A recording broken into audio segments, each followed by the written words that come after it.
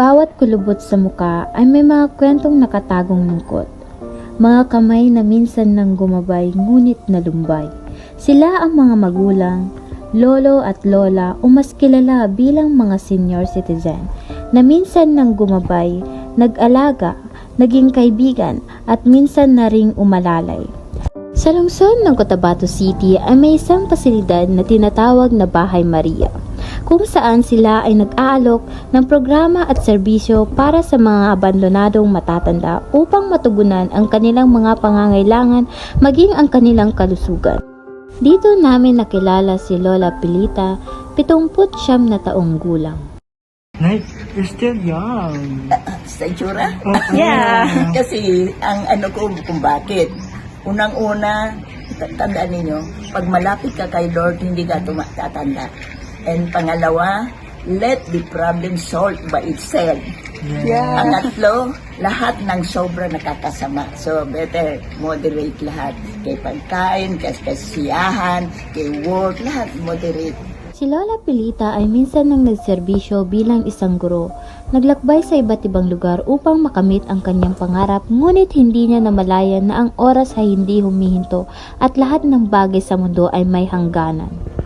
Study hard. The most important is study hard, no? Especially nowadays, kung wala kang ganito, no? Kawawa ka lang.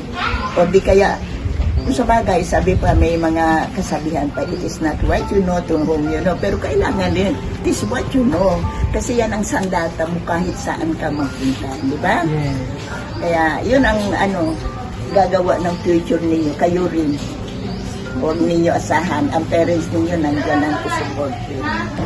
So I'm Danica May G. Gomez, RSW, Center Social Worker here in Bahay Maria. So marami, a lot of services, no, para sa mga residents, no, for their well-being. So first is yung caregiving services namin. So yung caregiving services namin, yun yung mga basic needs and personal hygiene, yung mga meals, pag-deliver sa kanila ng mga pagkain, pagbibihis, pag-aalaga, pag-aaruga. So yan yung part ng caregiving services.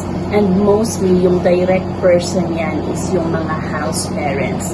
So yung mga house parents namin dito is mga caregiver. And so yun talaga, no, para mabigyan. First talaga is yung mabigyan ng hope, no, na matuturing talaga nila ng kanilang sariling tahanan. So yan talaga yung goal talaga ng Bahay Maria, and yung ma-lessen yung kanilang sickness, yung kanilang iniindang sakit, kung ano ba yung mga problems nila. So yan talaga yung pinaka-goal din yan ng Bahay Maria. Bukod kay Lola Pilita ay nakilala rin namin dito si Lolo Perding na 62 taong gulang na nawalay sa kanyang pamilya, na ang tanging hiling ay maging maayos ang kanyang kalusugan at muling makapiling ang kanyang pamilya. Kung may tanging hiling po kayo, ano po yun? Una, siyempre magaling ako. Magaling. Para makalabas ako, mahanap ang pamilya ko. Katulad niyo. Opo. Aral mo na, huwag mo nang secret-secret.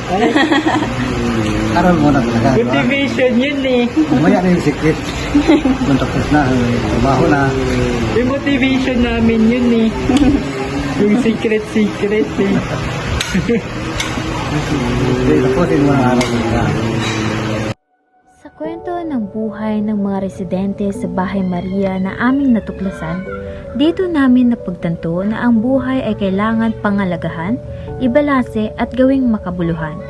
Sa bilis ng takbo ng oras, ang mga payong na ibigay sa amin ng aming pagyayaman. One is enough, two is too much, two by here, stand right there, stand right here, two by there, I love that, do I more than you boys,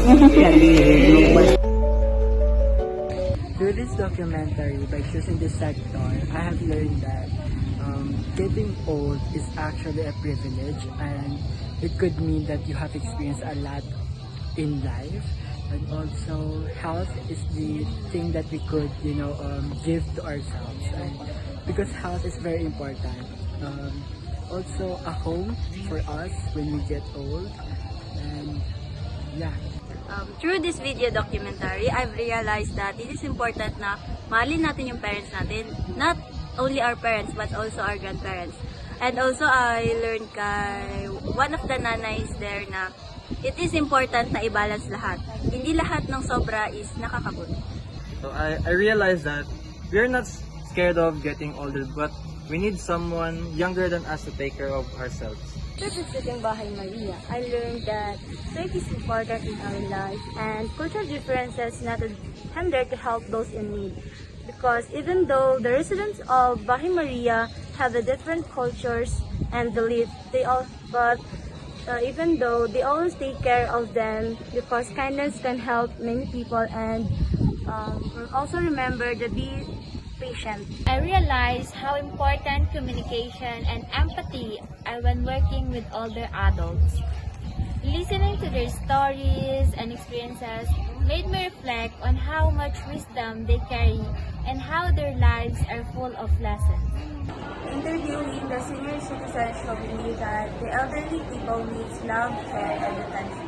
Interacting with a senior citizen taught me how patience and empathy works and how they value wisdom. So through this documentary film about the senior citizen sector in the Philippines helped me see their needs and struggles on their everyday life. It made me realize that even small act of kindness and attention can make them feel valued and happy. My experience documentary with senior citizens and my classmates helped me understand the challenges they faces as they grow older, such as health problems and loneliness. It made me realize the importance of giving them respect and care and love for all senior citizens. So, I realized na mahirap pala mabuhay kung wala ka ng pamilya at nag-iisa ka lang sa piling ng iba at hindi mo nakakamit ang mga kailangan mo kasi nakukuha mo siya sa ibang tao. Diba? Mas mahalaga ang pagmamahal ng isang pamilya. Through this documentary film about senior citizen, napagtanto ko doon na mahalaga ang pagbibigay ng oras at alaga at pagmamahal sa mga magulang. Ang natutunan ko dito is, ang hirap pala mabuhay kapag ikaw ay matanda na, lalo pat walang nag-aalaga sa'yo or tumatanggap kasi para sa kanila ay wala kang silbi. Natutunan ko rin dito is, kahit anong hirap ng sitwasyon na dumating sa iyong buhay, lagi mo lamang gawin na magdasal dahil ang pagdadasal ay pinakamalakas na sandata sa ating pang-araw-araw. Sa aming pagdodokumentaryo, napagtando ko talaga na kapag matanda ka na pala, hindi ka na naalaga ng maayos at nababantay ng inyong pamilya. Kaya nga, dapat choose kindness every day and always pray. The experience of senior citizens is, I realized na kumbaga pag matanda na yung isang tao is kailangan ng pangalagaan at dapat di sila kakaiba kahit may kapansanan sila. Going to Bahay Maria made me see that our elderly there have so many stories to share and they really need love and attention.